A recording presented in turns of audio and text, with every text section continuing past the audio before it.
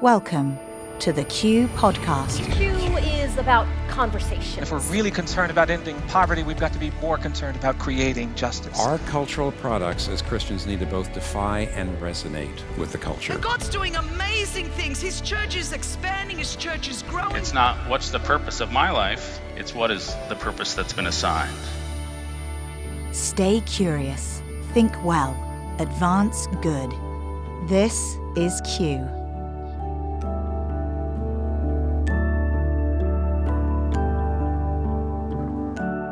Welcome to another edition of the Q Ideas Podcast. I'm Gabe, Lyons, and I'm so thankful that you're with us today. It feels like it's been a few weeks since we had an episode, and there's a reason for that. We've just come off of our biggest, our strongest culture summit, our 15th annual Q Ideas Conference. Many of you were there with us or participated with us virtually. We're so thankful that you were a part of it. We had over 5,000 people participate in this year's event, leaders from all over the U.S., many from all over the world, multiple continents, participating in these 2 days where we wanted to really think well about the current cultural moment. And as we look at the year ahead, all of the challenging conversations, all of the difficult complexities that we're trying to lead through as pastors, as educators, as scientists and doctors, as entrepreneurs, as teachers, as parents, as just people who are trying to be faithful in the midst of a really chaotic moment.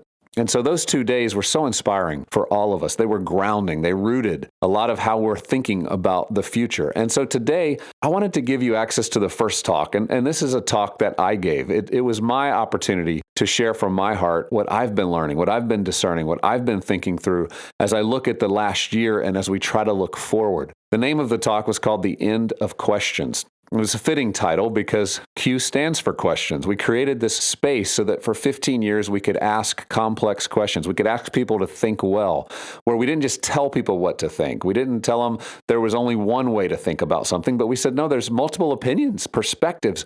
And when we take all those in, we can reason our way through it. We can be rational human beings. We can think our way through our curiosity. And so in this opening talk, The End of Questions, I lay out for you, and as we continue on in multiple talks that will come after this, a way of thinking about what it means to stay curious, what it means to think well, and what it means to advance good. So let's listen in now.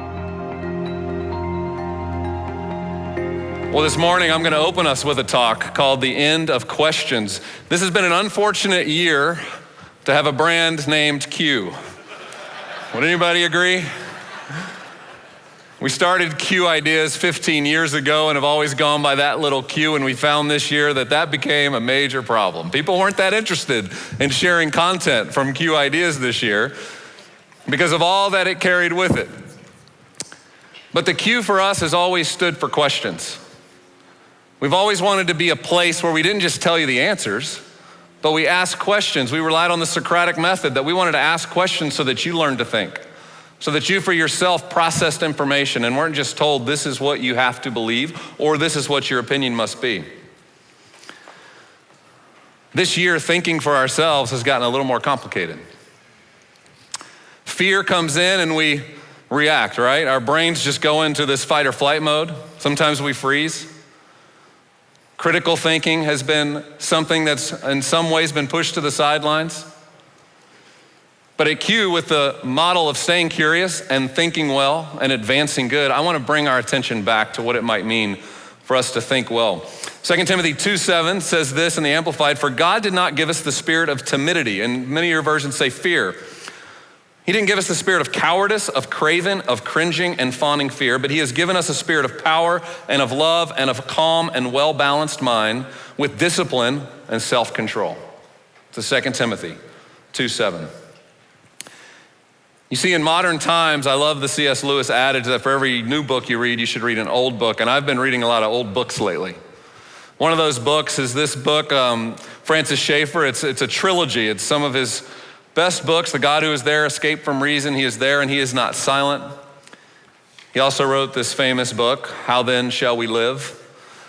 And when you read Francis Schaeffer from 50 years ago, what you hear is somebody describing a world that we live in today. What he says is when Christian consensus starts to break down, when the way in which our broader culture did believe Now, it was once this way more in Europe, and then in America, it's been this way for many, many decades, where Christian belief and moral sort of undergirded the consensus.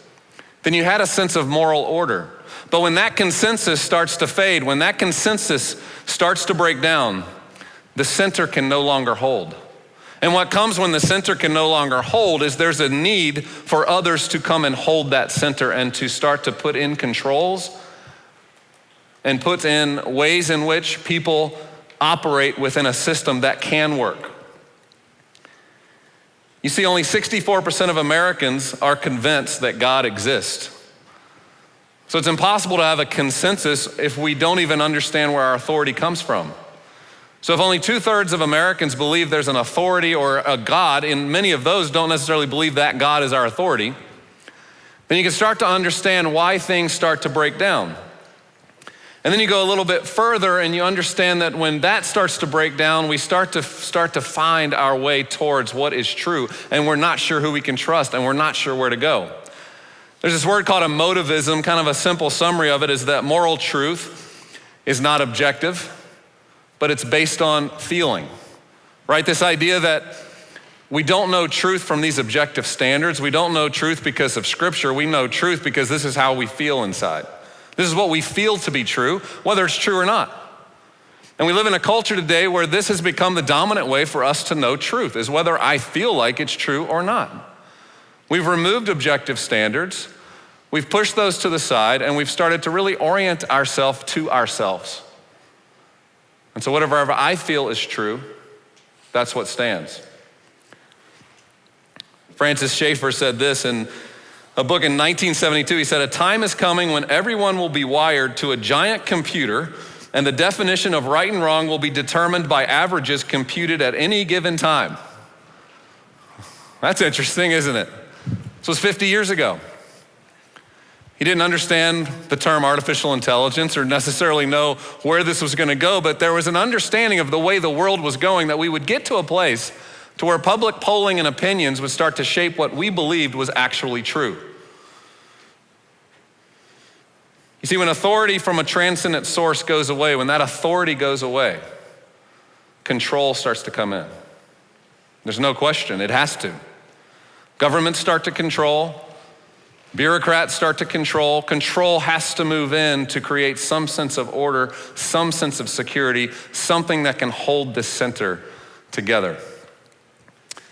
Now, many have written about this historically. Obviously, totalitarianism is something we've heard that term, but here's a couple different definitions for it. Merriam-Webster says it's a political regime based on subordination of the individual to the state and strict control of all aspects of the life and productive capacity of the nation, especially by coercive measures such as censorship and terrorism. Rod Dreher, who wrote the book Live Not by Lies this past year that became a New York Times bestseller, he talks about totalitarianism in this way: an all-encompassing ideology that seeks to control not just the actions, but the thoughts of those under its power. He describes our current moment as we're entering a soft totalitarianism.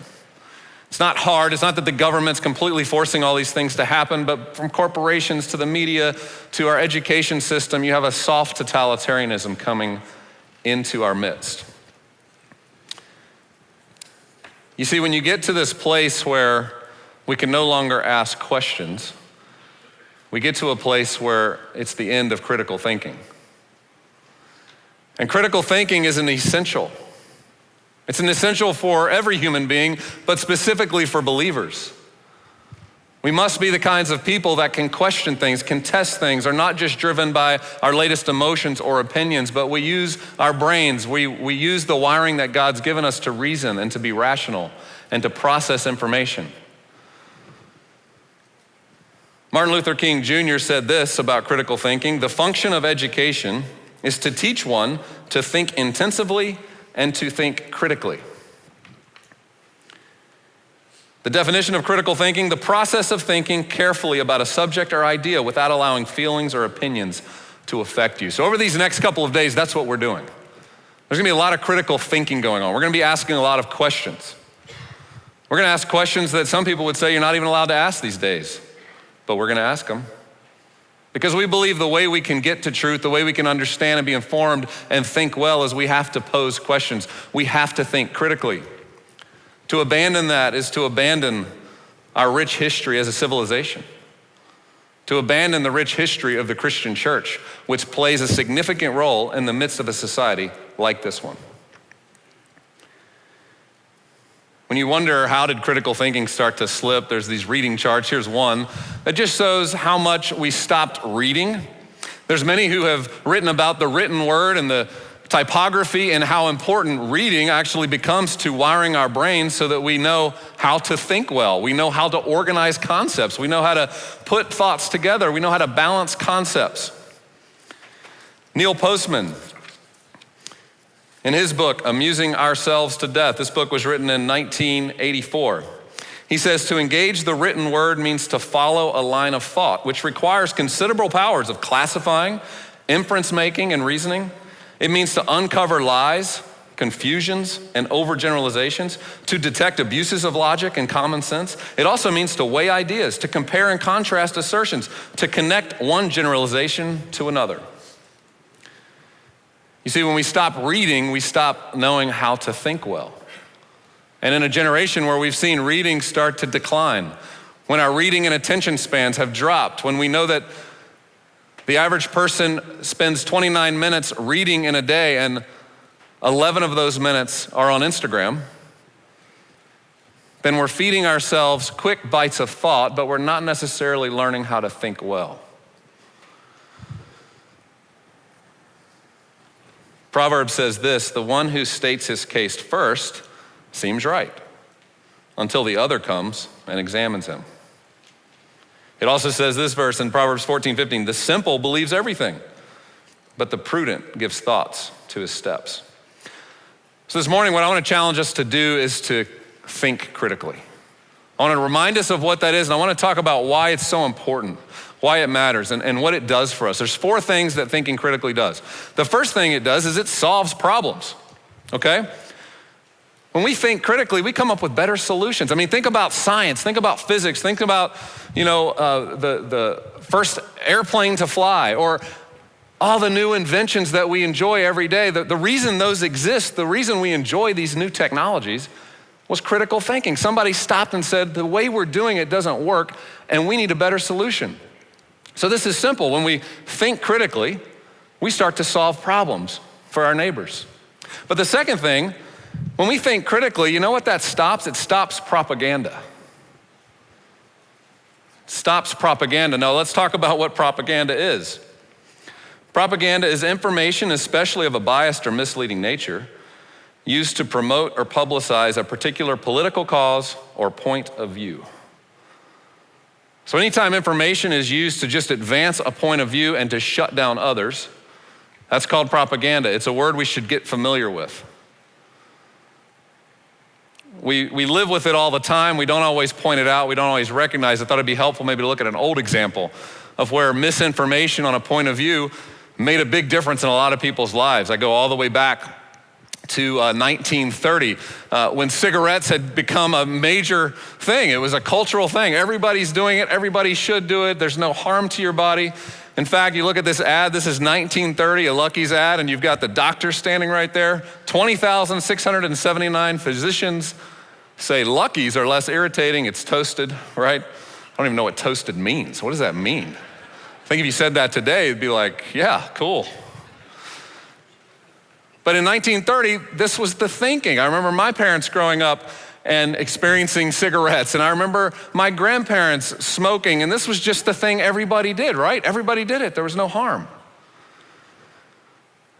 It wasn't until a Surgeon General's report in 1965 that it was finally declared that smoking was actually harmful to your health. It could cause cancer. That began a process of people starting to learn about cigarettes and nicotine and starting to realize this can cause heart disease. It can cause cancer, that maybe what you've been told for all these years, maybe what's been advertised to you,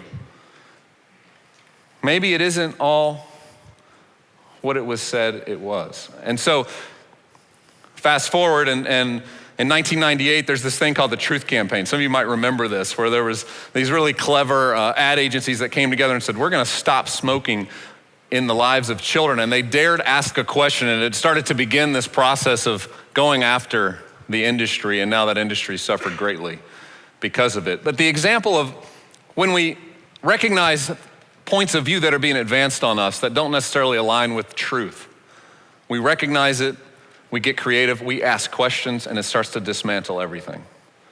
The third thing that takes place when we ask questions and we critically think is it literally saves people. It saves lives. Go all the way back to the famous story many of you have heard of William Wilberforce, the great abolitionist, who is credited with him and his group, the amazing Clapham Circle, of being a part of bringing the slave trade to its knees. But part of what did that was they dared ask a question. Josiah Wedgwood, who was the Queen's potter, created this medallion, and on this medallion it said, "Am I not a brother?" You'll see that in just a moment. This medallion became something that people would wear. It became part of a social movement. It became a way for people to start conversations with one another. And they dared ask this question that, was a slave equal to everyone else? Did they not have the same rights? Were they not truly a brother in humankind? They dared ask that question, and it completely toppled the entire economy of the British Empire. You see, when we ask questions, when we think critically, when we stop long enough to wonder what is going on here, how should I think well about this? It may not be popular in the moment, but over time, history will reward you. But it begins with us asking questions. It begins with us thinking well. The final thing that critical thinking does is it leads us to truth. It leads us to truth, and as the church, as Christians, we must be those who carry truth right now. We cannot be those that are manipulated by media, manipulated by governments, manipulated to become the puppets of their ideas and everything they want to advance versus what we as the Christian church advance. We are people of Scripture. We are people of the Word. We stand on truth that surpasses this moment, surpasses this time, will stand the test of time, but that just might require a bit of courage. It may not be popular in the moment to speak truth to those who currently have itching ears and want to hear some other truth, want to hear something that aligns with their personal views, the narrative that they've bought into. But we go back to the Word to understand what is true because we know that ultimately sets people free, and everything else enslaves. Schaeffer had this idea called antithesis. It wasn't his idea, but he really expressed it clearly. It was the idea that if one thing is true, the opposite has to be false. If A is true, B is false. You can't have both be true. We live in a world that says all this can be true. You can believe a little bit of this, a little bit of that. You can believe a little bit of Scripture, but not all of it. And it's created muddled confusion in our churches, which leads to a lack of confidence in our shepherds, leads to a lack of confidence in the flock, leads to us ignoring things that need to be addressed and rebuked. And we're at a moment in time where we can do that no more, church. It's time that we move forward in confidence and boldness and courage. Rod Dreher writes this in Live Not by Lies. Once you perceive how the system runs on lies, stand as firmly as you can on what you know to be true and real when confronted by those lies. Refuse to let the media and institution propagandize your children. Teach them how to identify lies and to refuse them. Do your best not to be party to the lie, not for the sake of professional advantage, personal status, or any other reason. 2 Timothy 3:7 says this, ever learning and never able to come to the knowledge of the truth. We're in an age where we have more information than ever, more learning than ever, more podcasts than ever, more teaching than ever, more books than ever, more Q Talks than ever. And it's a danger if we don't get to the knowledge of the truth. Over these couple days, I hope we get to the knowledge of truth. Because when we get to that knowledge, we'll start to have a courage and a boldness like Timothy. Have you read the letters from Paul to Timothy, this young man? So many of you in this room are younger. You're being mentored, you're being encouraged. And Paul's writing these letters to Timothy. And he encourages him, just like that first verse, like don't have a spirit of fear. Don't let that overtake you. Be somebody who's bold and has a sound mind. Do you know how he dies? how Timothy dies at the age of 80 years old. He dies standing in the middle of the street as a parade for the goddess Diana is coming down the center of the street, and he dares stand in the middle of that street and confronts this pagan worship. And at 80 years old, he's dragged out of the street and stoned to death. Imagine an 80-year-old man being stoned to death in a society. What society does that to an 80-year-old man? It's one that's convicted by the boldness and the courage and the strength of a saint who decided it wasn't just enough to confront things in the church, but he also needed to go to the street. He needed to go to the public square and confront things that were overtaking that society. So over these next couple of days, as we dig into questions, as we talk about issues that are concerning, as we talk about controversial topics, you're gonna be uncomfortable, but we're not gonna shade away from asking the questions. Well, I hope that gave you a sense, coming from my heart, of where I'm at as a leader, how I'm trying to think about the future, the importance, the utter importance of us knowing truth, of us discerning, of us seeing the way the enemy wants to work his lies in and deceive us and deceive our friends and our neighbors, an entire population. And so as leaders, we have to be first in the Word of God. We have to be the ones discerning truth. And then we have to be willing to talk about it. We can't censor ourselves. We have to start sharing with people. What are we seeing? What are we sensing? What is it that's fact from lie? What is it that's rational from just emotional? And these are difficult conversations done best in community. And so in our churches, in our families, in our small groups, in our friend groups, having space to have these real conversations is going to be more important than ever as we move forward. Now, as you heard that, I want you to know that set up 2 days of over 40 different talks and conversations, over 60 different presenters on a variety of topics. We talked about difficult conversations. We talked about the trend of suicide. We talked about the pandemic and lockdowns and vaccine hesitancy. We moved into conversations on gender dysphoria and heard from stories from people who'd experienced that. We also had conversations around the future of adoption and orphan care, the future of the church, celebrity Christianity. We talked about race and economics. So many conversations you just do not want to miss. You can have access to all of those. The price is as low as it gets to have access to that at $49 at qideas.org/culture summit. You can get access to that immediately. You can watch it on your Apple TV. You can display it on your laptop or on your phone, and you can have access to all of these conversations for you and your family. Or if you just want to get a free trial to Q Media, you can do that at qideas.org/trial. That'll give you 30 days access to the talks we're releasing on a weekly basis. It'll give you access to some of the talks, including this one, as well as a few of the others we've released. And then over the summer, we'll keep releasing them one at a time, and you'll have access to all of these talks ultimately as a subscriber to Q Media. So we hope that you'll just continue to be a part of this community. You can share this message not only through Q Media, but you can share this podcast. Invite your friends to subscribe right now. This summer is going to be an opportunity for us to go deeper and make sure we're understanding all of the complexities that we have to faithfully navigate. And let's do that together. Let's create conversations together right where we're at as we continue to try to faithfully lead what God's put in front of us.